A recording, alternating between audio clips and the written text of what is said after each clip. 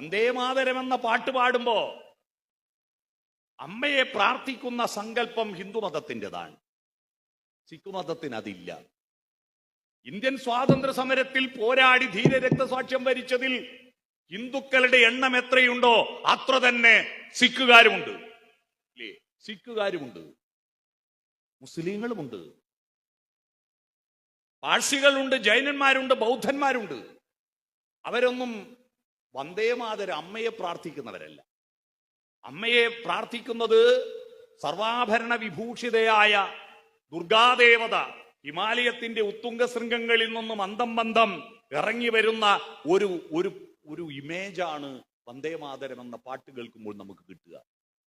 ഇത് കിട്ടുമ്പോ അത് സിഖുകാരന് ഇത് ഹിന്ദു പാട്ടാണെന്ന് തോന്നിയാൽ, മുസ്ലിമിനും ക്രിസ്ത്യാനിക്കും തോന്നിയാൽ അത് ഇന്ത്യയുടെ പാട്ടാവില്ല.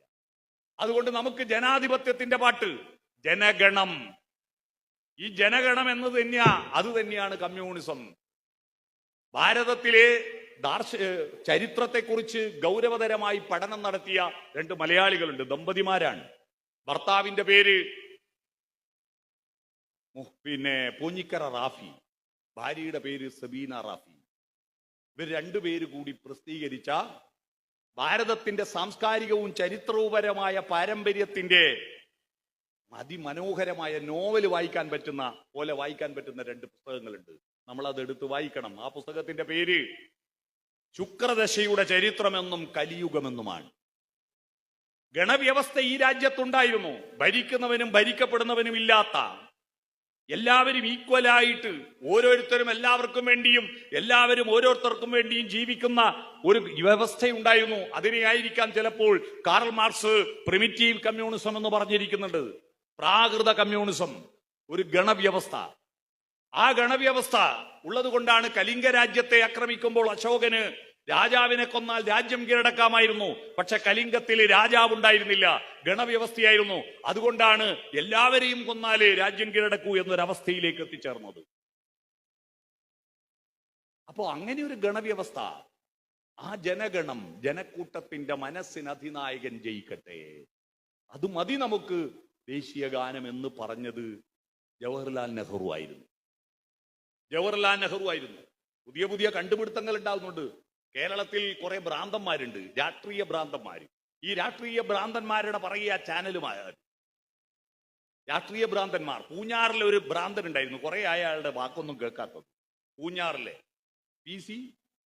എന്തായിരുന്നു അയാളുടെ പേര്? P C George. അയാളിപ്പോ പറഞ്ഞു നെഹ്റുവിന്റെ ഉപ്പ 5 നേരം നിസ്കരിക്കുന്ന മുസ്ലിമാണ്. ഇന്ന് അടുത്തൊരു ഭ്രാന്തനായിരുന്നു അൻവർ ഭ്രാന്തനാണ്, അയാളുടെ പിറകെ പോണ്ട എന്ന് തീരുമാനിക്കാൻ ഇച്ഛാശക്തി കാണിച്ച ഒരു നേതാവായിരുന്നു സഖാവ് CK ചന്ദ്രപ്പൻ. അയാളുടെ പിറകെ പോണ്ട എന്ന് പറഞ്ഞത്. ഇപ്പോ കണ്ടാ പഠിക്കാത്തവര് കൊണ്ടപ്പ പഠിച്ചു, അല്ലേ? ആ ഭ്രാന്തനെ കൊണ്ട് കേരള രാഷ്ട്രീയത്തിൽ കേരളത്തിലെ ജനതകൾക്ക് എത്രയാ പൈസ ചെലവായത്?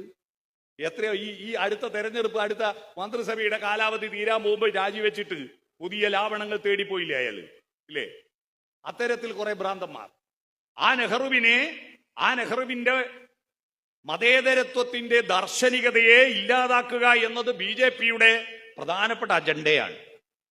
അങ്ങനെയാണ് ഇന്ത്യയുടെ ദേശീയ ഗാനം ഏതെന്ന് തീരുമാനിക്കപ്പെട്ടത്. ആ ദേശീയ ഗാനമാണ് ഞങ്ങൾ ആദ്യം പാടിയത്. അതിനുശേഷമാണ് സാർവദേശീയ കമ്മ്യൂണിസ്റ്റ് ഗാനം നമ്മൾ പാടിയത്. അതിനുശേഷം ഞങ്ങളുടെ റിപ്പോർട്ടിൽ D രാജ അവതരിപ്പിച്ച റിപ്പോർട്ടിൽ ആദ്യം തന്നെ CPIക്ക് എത്ര ഘടകങ്ങളുണ്ട്, CPIക്ക് എത്ര സമ്മേളനങ്ങൾ നടന്നു, എത്ര ഫണ്ട് പിരിച്ചു എന്ന കണക്കായിരുന്നില്ല.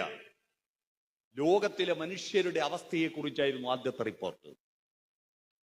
ആ മനുഷ്യരുടെ, തൊഴിലാളികളുടെ, കർഷകരുടെ അവസ്ഥ, പോരാട്ടങ്ങളുടെ അവസ്ഥ, സാമ്പത്തിക അവസ്ഥ, അതിനെക്കുറിച്ച് വ്യക്തമായ ഒരു റിപ്പോർട്ട് വെച്ചു.